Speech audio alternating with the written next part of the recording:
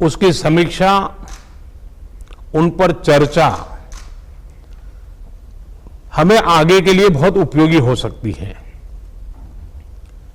आज की इस चर्चा में मुझे भी आपसे काफी कुछ जानने का अवसर मिलेगा, ग्राउंड रियलिटी क्या है उसको समझने का अवसर मिलेगा। आज की चर्चा के निकले पॉइंट्स, आपके सुझाव देश को आगे की रणनीति बनाने में अवश्य मदद करेंगे। साथियों, किसी भी संकट से निपटने के लिए टाइमिंग का बहुत महत्व होता है। सही समय पर लिए गए फैसलों ने देश में कोरोना संक्रमण को नियंत्रित करने में बहुत मदद की है। भविष्य में जब कभी भारत की कोरोना के खिलाफ लड़ाई का अध्ययन होगा तो ये दौर इसलिए भी याद किया जाएगा कि कैसे इस दौरान हमने साथ मिलकर के काम किया, कोऑपरेटिव फेडरलिज्म का सर्वोत्तम उदाहरण प्रस्तुत किया। साथियों, जब कोरोना दुनिया के अनेक देशों में चर्चा का विषय भी नहीं बना था, तब भारत ने इससे निपटने के लिए तैयारियां शुरू कर दी थी, फैसले लेने शुरू कर दिए थे। हमने एक एक भारतीय की जिंदगी को बचाने के लिए दिन रात मेहनत की है। बीते हफ्तों में हजारों की संख्या में हमारे भारतीय भाई बहन विदेश से अपने वतन वापस लौटे हैं। बीते हफ्तों में लाखों की संख्या में प्रवासी श्रमिक अपने अपने गांव पहुंचे हैं। रेल, रोड, एयर, सी सारे मार्ग करीब करीब अब खुल चुके हैं।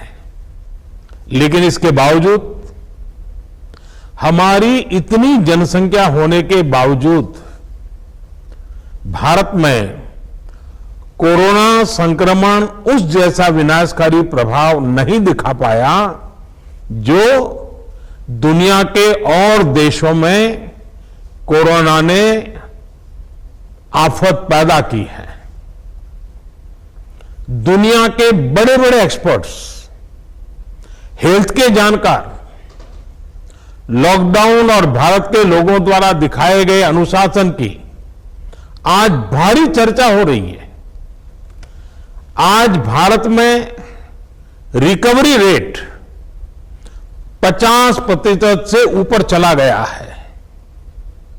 आज भारत दुनिया के उन देशों में अग्रणी है जहां कोरोना संक्रमित मरीजों का जीवन बच रहा है। कोरोना से किसी की भी मृत्यु दुखद है। हमारे लिए किसी एक भारतीय की भी मृत्यु असहज करने देने वाली है। लेकिन यह भी सच है कि आज भारत दुनिया के उन देशों में है जहां कोरोना की वजह से सबसे कम मृत्यु हो रही है। अब अनेक राज्यों के अनुभव आज आत्मविश्वास जगाते हैं कि भारत कोरोना के इस संकट में अपने नुकसान को सीमित करते हुए आगे बढ़ सकता है, अपनी अर्थव्यवस्था को तेजी से संभाल सकता है। साथियों, बीते 2 हफ्ते के अनलॉक 1 ने हमें एक बड़ा सबक यह भी दिया है कि अगर हम नियमों का पालन करते रहें, सारे दिशा निर्देशों को मानते रहे, तो कोरोना संकट से भारत को कम से कम नुकसान होगा। इसलिए मास्क या फेस कवर, उस पर बहुत ज्यादा जोर देना अनिवार्य है, आवश्यक है। बिना मास्क या फेस कवर के घर से बाहर निकलने की अभी कल्पना करना भी सही नहीं है। ये जितना खुद उस व्यक्ति के लिए खतरनाक है, उतना ही उसके आसपास के लोगों के लिए भी। इसलिए 2 गज की दूरी का हमारा मंत्र हो, दिन में कई बार 20-20 सेकंड के लिए साबुन से हाथ धोने की बात हो, सैनिटाइजर का इस्तेमाल हो, ये सभी बहुत गंभीरता से किए जाने चाहिए। खुद की सुरक्षा के लिए, परिवार की सुरक्षा के लिए, विशेषकर घर के बच्चों और बुजुर्गों की सुरक्षा के लिए ये बहुत जरूरी है। अब तक लगभग सारे ऑफिसेस खुल चुके हैं। प्राइवेट सेक्टर में भी लोग ऑफिस जाने लगे हैं। बाजारों में, सड़कों पर भीड़ बढ़ने लगी है। तो ये सारे उपाय ही कोरोना को तेजी से फैलने से रोकने में मददगार होंगे। थोड़ी सी भी लापरवाही, थोड़ी सी भी ढिलाई अनुशासन में कभी कोरोना के खिलाफ हम सभी की लड़ाई को कमजोर करेगा। और इतने दिनों की जो तपस्या है, उस पर पानी फिर जाएगा। हमें इस बात का हमेशा ध्यान रखना है कि हम कोरोना को जितना रोक पाएंगे, उसका बढ़ना जितना रोक पाएंगे, उतना ही हमारी अर्थव्यवस्था खुलेगी, हमारे दफ्तर खुलेंगे, मार्केट खुलेंगे, ट्रांसपोर्ट के साधन खुलेंगे और उतने ही रोजगार के नए अवसर भी बनेंगे। साथियों, आने वाले दिनों में अलग अलग राज्यों में इकोनॉमिक एक्टिविटी का जिस तरह विस्तार होगा, उससे मिले अनुभव दूसरे राज्यों को भी बहुत लाभ पहुंचाएंगे। बीते कुछ हफ्तों के प्रयासों से हमारी अर्थव्यवस्था में ग्रीन शूट्स दिखने लगे हैं। पावर कंजम्पशन जो पहले घटता जा रहा था, वो अब बढ़ना शुरू हुआ है। इस साल मई में फर्टिलाइजर की सेल बीते साल मई की अपेक्षा 2 गुनी हुई है। इस बार खरीफ की बुआई बीते साल की अपेक्षा करीब 12-13% ज्यादा हुई है।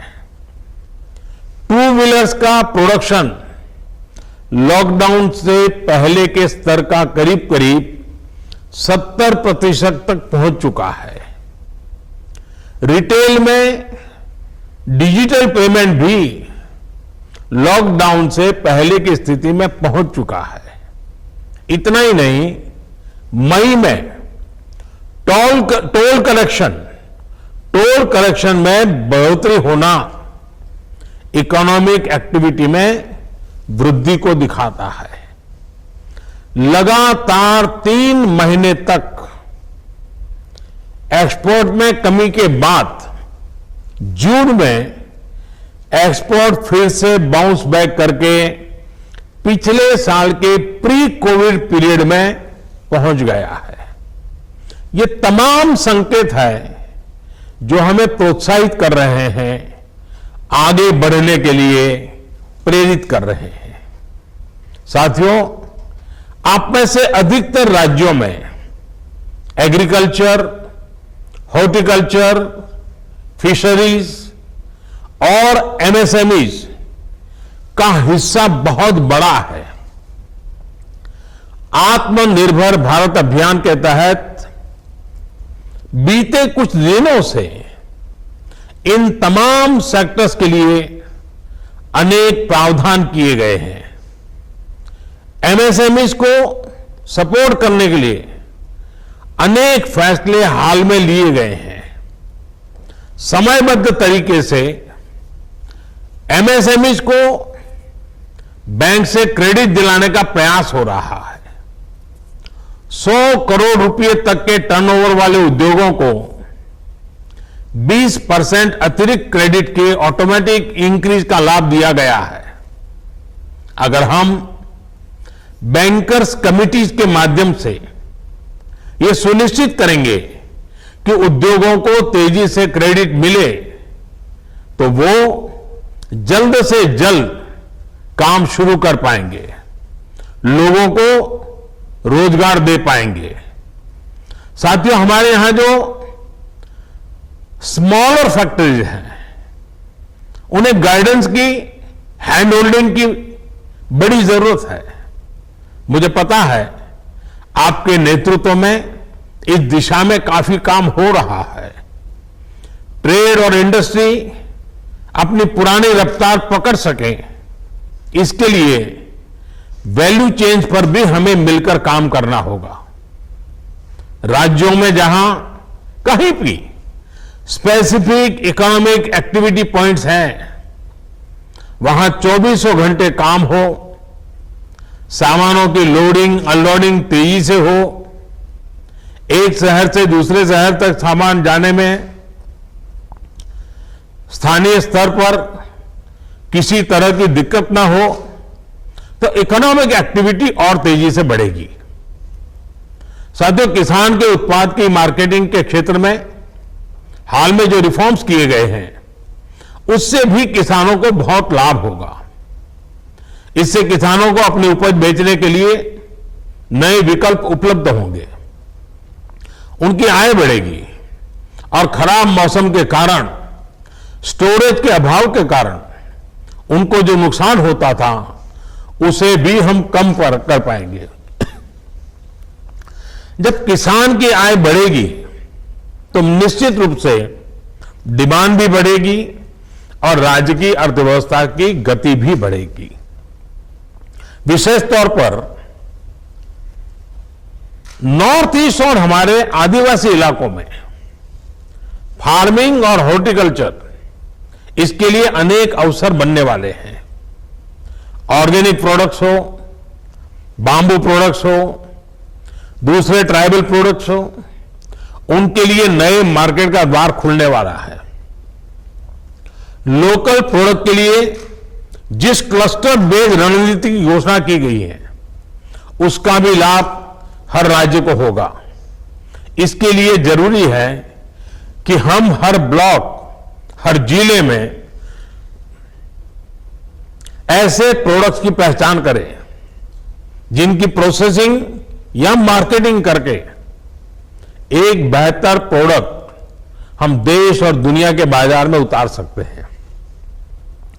साथियों, बीते दिनों आत्मनिर्भर भारत अभियान के तहत जितनी भी घोषणाएं की गई हैं, वो एक निश्चित समय सीमा के भीतर जमीन पर उतरे, इसके लिए हमें एकजुट होकर काम करना है।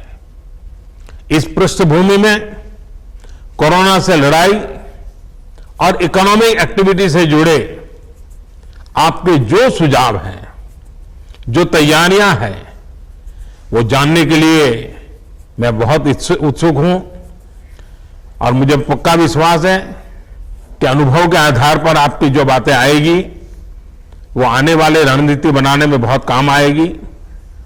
मैं गृह मंत्री जी से आग्रह करता हूं कि वे आगे की चर्चा का संचालन करें